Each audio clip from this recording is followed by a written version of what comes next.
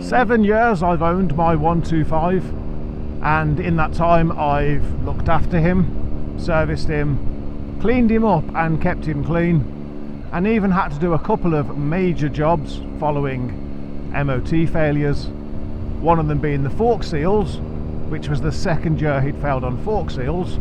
So I decided if you want the job done right, you've got to do it yourself. And the other major job was when he failed on his steering stop. Again, that was following an MOT failure. But now, well, now he's in the garage in pieces, having some major mechanical and cosmetic work done.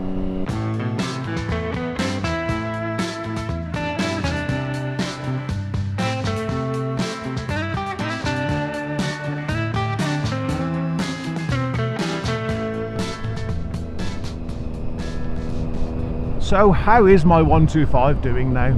Well, he's in pieces, but you'll be glad to know that he is down but not out. The wheels are off, they're being refurbished. I'm having new tyres fitted, and there was a couple of other jobs that I ended up picking up during that work. Have you ever heard bikers say things like, particularly during the winter, they'll say things like, I don't want to take the bike out because I don't want to get all that road salt on my bike. And we all know bikes can get absolutely filthy during the winter, but I'm going to show you another reason why you might not want to let that road salt get onto your bike, and if it does, why you're probably going to want to jet wash it off as soon as possible. Take a look at these things here. These are your shock links. They basically sit at the bottom of your rear suspension spring. And this one, that thing flapping about there, well, that's the paint or the powder coating. And clearly the road salt's gotten into there and cracked the paint finish. And this is what the road salt will do to your bike. The other one might not be so bad. No, the other one looks like it's fared a lot better. But with all the work we're doing to the bike, that is unacceptable.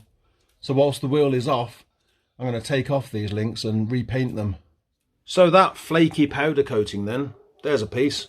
And what's interesting is, when I actually looked at it, it says Lust Racing on it. Interesting. Can't imagine that being original, but maybe it was. Or maybe someone's been here before us. Well, here's the shock links. So this is the one that we were looking at. That big piece of paint has come off. This is definitely the worst out of the two of them. This one looked a bit better till you turn it over and realise that all of this is flaking off as well. So yeah, these are going to get hit with a fresh coat of paint. Well, here they are, the finished product, and I must say, well worth refurbishing these because they've come out absolutely brilliantly. 1,000 times better than they were before. Cannot wait to refit these. So what's happened there, of course, is I've had the wheels off and decided actually if I'm going to repaint these suspension links, I may as well do it now whilst the wheels are off.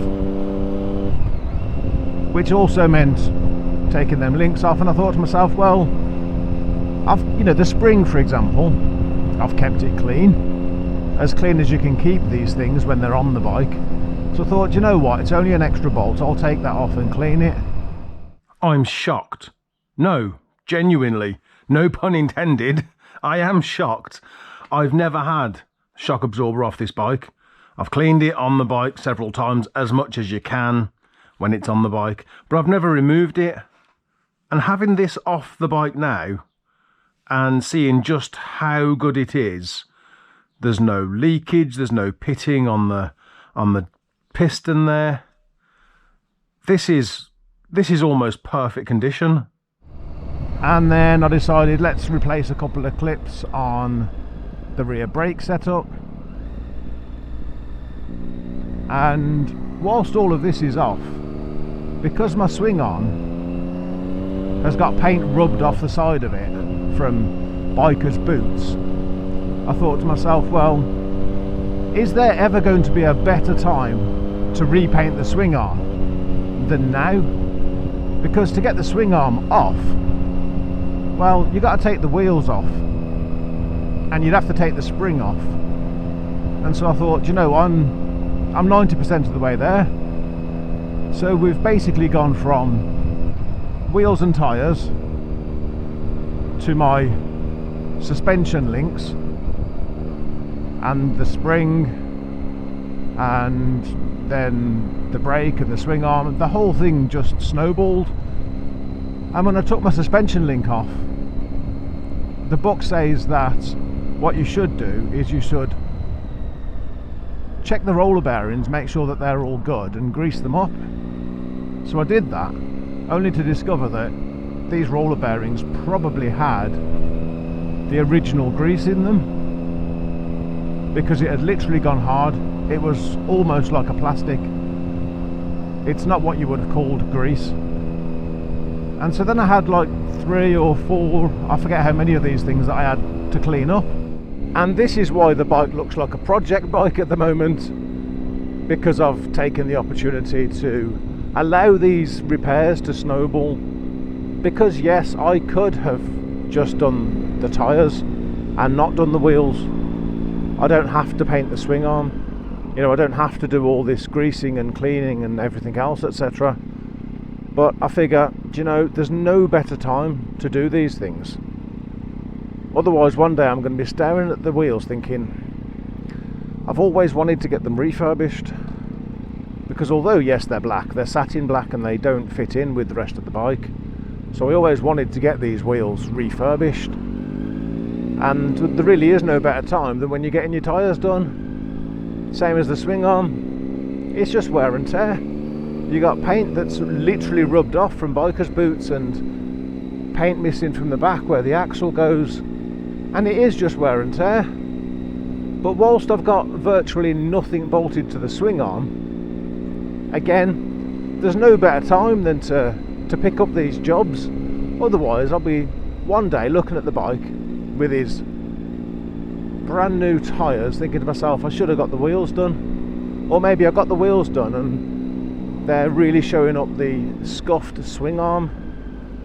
So yes, I guess these jobs didn't have to snowball, but I allowed them to. But ultimately the bike will be better off for it, and I will make certain videos from these repairs, you know, and go into more detail than I'm going into today with this update video. Somebody said I would like to see how to take the wheels off and replace the brakes, and I thought, well, I shall film all of this then, because I'm taking my wheels off and I'm taking my discs off my wheels again. Haven't mentioned it yet, but whilst all of that was going on, I thought to myself, well, I may as well take the brake pads out, clean up the pads, clean up the calipers, and, you know, re-clean everything, re-grease everything. So there's another job that is included within this snowball. So I will make some more detailed videos on 1 or 2 things.